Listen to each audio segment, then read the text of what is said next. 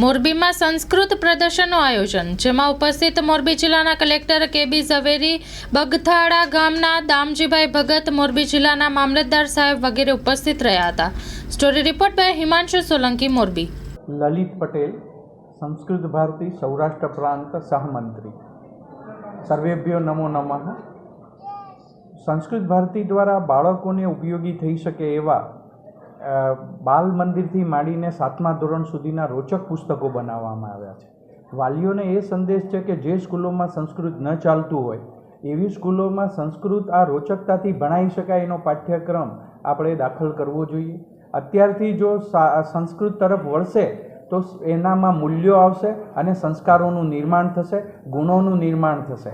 આપણે ફરિયાદ કરતા હોઈએ છીએ કે આપણા બાળકોમાં સંસ્કારો આવે, દરેક વાલી ઈચ્છતો હોય છે, પણ સંસ્કારો લાવવા માટેનું મુખ્ય માધ્યમ છે એ સંસ્કૃત છે.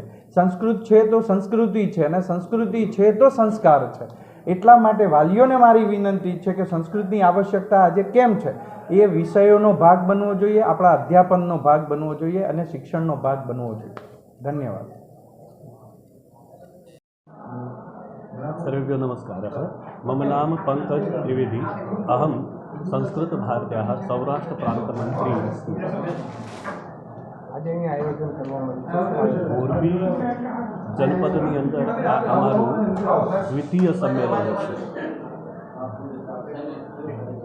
આની પૂર્વે અમે ચાપરડાની અંદર એક સંમેલન કર્યું, જે કાર્યકર્તાઓનું સંમેલન છે. સમગ્ર સૌરાષ્ટ્ર પ્રાંત જે છે એ સૌરાષ્ટ્ર પ્રાંતના જે 5 વિભાગો છે એ 5 વિભાગોમાંથી અમારા કાર્યકર્તાઓ છે એ પોતાના સ્વખર્ચે અહીં આવતા હોય છે અને તન મન ધનથી કાર્ય કરતા હોય છે.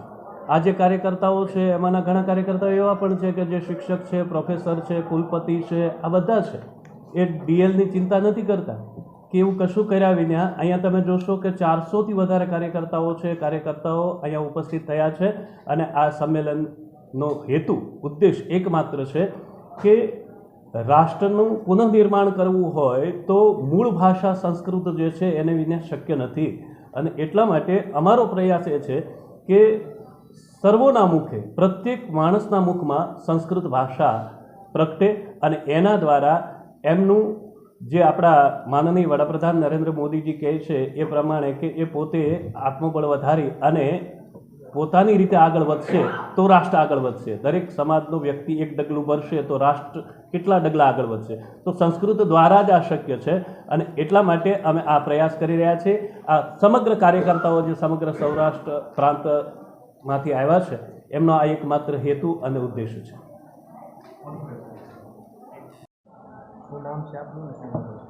मम नाम किशोरः. अहम संस्कृत भारत्या मोरबी जनपद संयोजक अस्मि.